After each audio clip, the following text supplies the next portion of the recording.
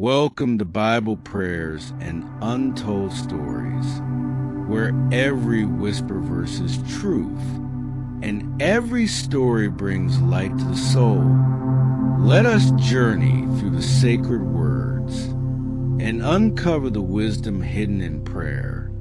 Welcome to Prayers and Untold Stories, where every verse is a breath of truth, and every story a gentle ray of light illuminating the soul searching for its way home. Today, we begin a special journey, not with the sound of church bells, but with a door half closed in the silence of the Vatican Apostolic Palace. There, a man sits silently, not a politician, not a reformer, but a pastor, Pope Leo XIV. Before him are handwritten papers, but he is no longer reading. His gaze rests on the old wooden door, through which generations have passed, with prayers, with tears, and with something sacred. The scene is dim. The soft light from the window shines through the marble room, and then just a nod, no words, no announcement. But the door began to open, and in walked not a delegation, not a meeting, just a man, Cardinal Luis Antonio Tagle. No press, no ceremony, just two men, a pope and a cardinal, meeting in a moment when heaven was silently bowing. That meeting is not in the official history, but it is recorded in the sacred memory of the Church, because there are things that are not published, but change everything. This is not just a story. This is a whisper among the guardians of the light. And today, we will enter together. A silent journey, but no less grand. There was no knock on the door, just a look, and a small gesture from Pope Leo XIV. A Swiss soldier understood immediately. The heavy doors of the past began to open, and the atmosphere in the room seemed to change. The frame behind the Pope, facing the opening door, Cardinal Luis Antonio Tagle entered, without power, without ceremony, with the silence of a shepherd who has walked the paths of suffering with his flock. And in that moment, two men, two journeys, two wounds, met not with words, but with silence. Luis, the Pope said, his voice soft and firm like a blessing. Your Holiness, the Cardinal bowed his head. No more ceremony, no more rank, only friendship and the Holy Spirit. Their hands clasped, light streamed through the window behind. They sat at an old round wooden table. No gilding, no symbols of power. But that is what makes it sacred. This meeting does not need a stage. God is the only audience. No one else is invited into the room. Not a single line appears in the official agenda. Only one sentence is released later from the Holy See Press office. The Holy Father received in private audience Cardinal Luis Antonio G. Tagle. One sentence, and 1,000 silent questions spread through the Vatican corridors. The Pope's face, his eyes seemed to penetrate the soul of humanity. Outside, the bells of the Basilica still ring as usual, but inside that room, time seems to stand still. It is no longer a matter of power or appointment. It is a matter of destiny and mission. And then, in the most profound moment, Tagle bows his head, his eyes do not avert, and whispers, I have come to listen.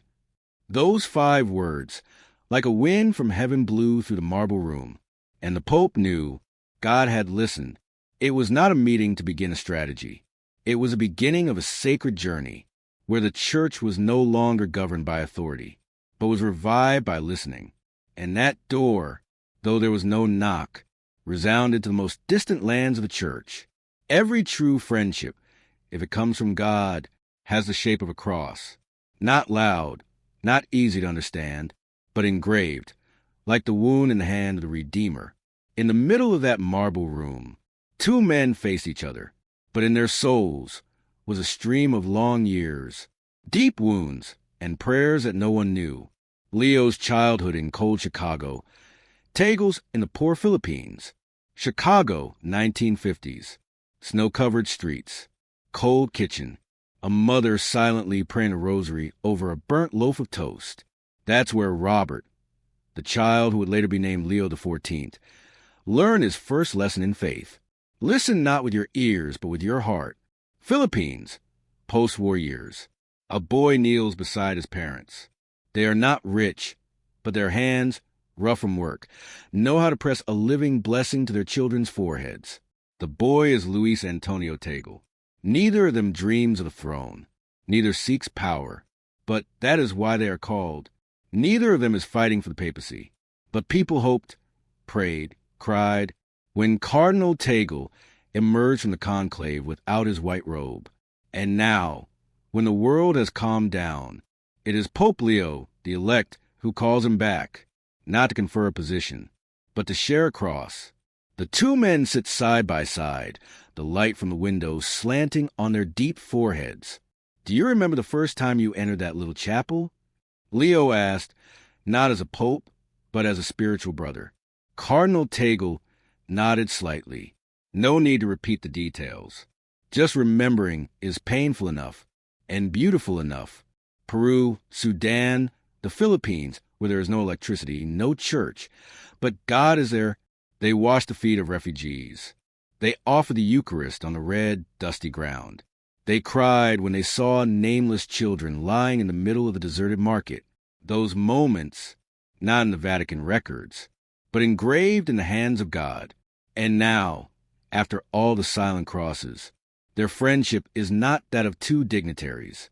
It is that of two people who have been broken, but who still believe that God will use those broken pieces to perform miracles. They do not look at each other with the eyes of politics, but with the eyes of people who have lost everything and only have faith left. Both stood up, hands lightly placed on each other's shoulders, then each went their separate ways in silence. There are friendships that do not require oaths. No need for photographs, no need for documents, because the silence between two hearts that know pain is already a sacred promise, and that is the way of the cross of friendship. In the Bible, God does not appear in earthquakes, not in fire, but in the gentle sound of the wind, as if to remind us that the most sacred things are never noisy. And for Pope Leo XIV, listening is not the first step to action, but the action itself. Leo sat in his study, not taking notes, not giving instructions, just listening to an old nun from prison or a young monk just returned from Sudan. He did not ask, "How many numbers did you bring back?" He asked, "What did you see in their eyes?" To him, the story of one anonymous person can carry more weight than a global report. For in the cry of a poor person, there is sometimes a prophecy for the future of the Church. For Cardinal Tagle, listening is not just about receiving, it is about being present. He sat with those who lost their children, saying nothing. He stood in the middle of a refugee camp, not preaching, just holding their hands and crying with them.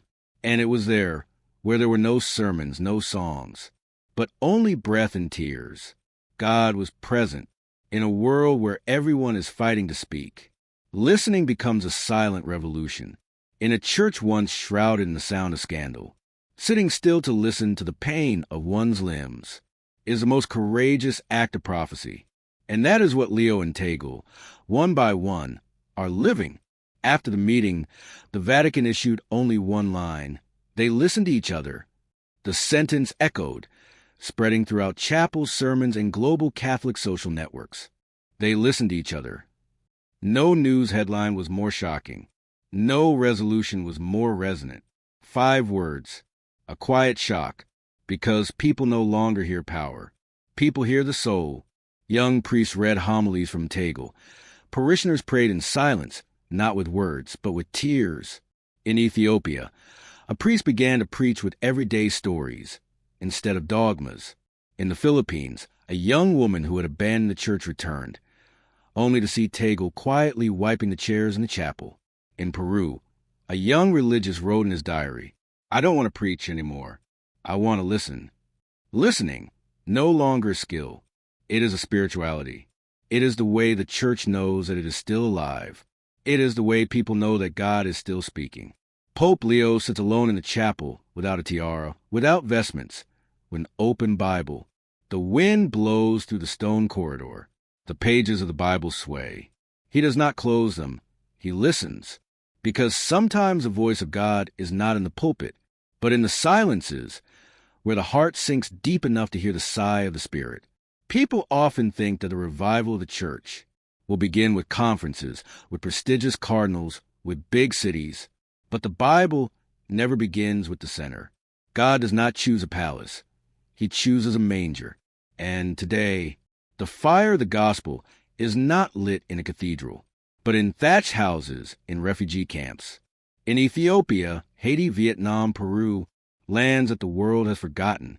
Ethiopian countryside, children running barefoot, an old priest reading the Bible under the shade of a dry tree.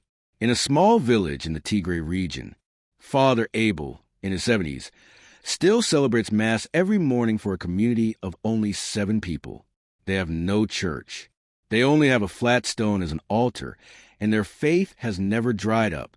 One day, he heard that Cardinal Tagle had visited a nearby refugee camp. Not in a convoy, not in a name, just came, sat next to a child who had lost his father, and prayed with tears.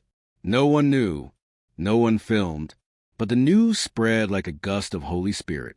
And the next morning, the chapel was full. In Vietnam, a catechist named Min lives in the middle of a poor countryside. He used to think he was alone when he taught catechism to 4 children. Their parents were afraid to say the name of God in the middle of their old parish. But after listening to a short sermon by Cardinal Tagle, where he said, "We do not build a church with bricks and stones, but with hearts that silently suffer with others," Min wrote to his bishop, "I do not ask for money. I ask to carry out my mission." And from that letter, a network was formed, not a network of works, but a network of people who listened, who cried, and who prayed. In Haiti, in a field hospital room, a wounded girl did not ask for medicine, just asked to sing a hymn that her grandmother used to sing at Mass. A doctor, who thought he had lost his faith, burst into tears. He said, "I saw Christ in a child who had no one left." Those flames, not bright, but they were real, and nothing can extinguish a real fire, because it burns with the soul. Leo and Tagle don't need to be everywhere, but their spirit, their listening, their presence, their empathy has planted small fires, and God is fanning them. Small communities in Asia, Africa, South America kneeling in the dark, each candle lit in their hands. No LED screens, no grand churches, but there is light, there are prayers, there are tears, and there is fire, fire from forgotten lands. Tagle silently enters a small tent in a refugee camp, carrying only an old Bible. A child touches his hand and smiles. There are those who think they are burning for God, but are really burning for fame. And then there are those who don't need anyone to know who they are. Just take small steps, carry the Eucharist, place their hands on the shoulders of the suffering, and burn silently.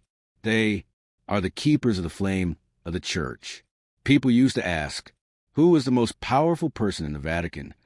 But perhaps the question should be, who has walked the farthest to the places the Church has forgotten? And the answer is not in the title. It is in the footprints in the dust, the calluses on the hands of the shepherds. Tagle walked between the tents, unaccompanied, uninformed, carrying only the Eucharist in a small wooden box. He did not need an escort. He did not need a ring to be kissed. He did not need a gold-embroidered cloak. He only needed eyes to see, ears to listen, and a heart to love. And every time he entered a tent, people did not ask, "Who are you?" They only whispered, "The Lord has come." In a noisy world, a quiet presence is a prophetic act. In a church that has been wounded by power, a man who does not seek fame is a strange light. And so, without ordination, wisdom.g needed be announced. It was already known that Luis Antonio Tagle was a rising pastor, not ascending to the throne, but descending among the people. Pope Leo XIV stepped out onto the balcony, not to bless, but to bow his head in silent prayer. Down in the square, everyone fell silent. Pope Leo did not want to impress. He wanted to evoke an ancient memory, that the Church is a home, not a headquarters. And beside him, in silence, was a companion who needed no title, a man who bore the footprints of the Good Shepherd. Musical note, they did not need to enact a reform, because their very presence was a reform. A new church did not come from the meeting room, but from the kitchens of the poor, from the musty porches where old nuns nursed orphans, and each footprint they leave behind becomes a new map for the church to move forward. Believers everywhere, Ethiopia, New Zealand, the Philippines, Peru, light candles and pray. No one directs, but everyone knows the reason. This rise is unlike any other. It has no flags, no slogans, only people who dare to kneel with the wounded, dare to wipe away tears without preaching, dare to speak less, so that God can speak more through his presence.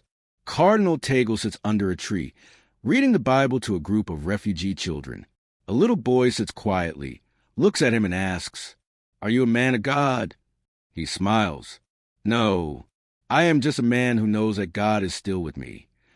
And perhaps that is the best definition of a leader of the new era, not one who goes before the flock, but the one who goes in the midst and never leaves anyone behind. The good shepherd knows his sheep, and the sheep know his voice. John 10, verse 14. The rise has begun, not by force, but by the humble footsteps of one who carries the scent of a sheep,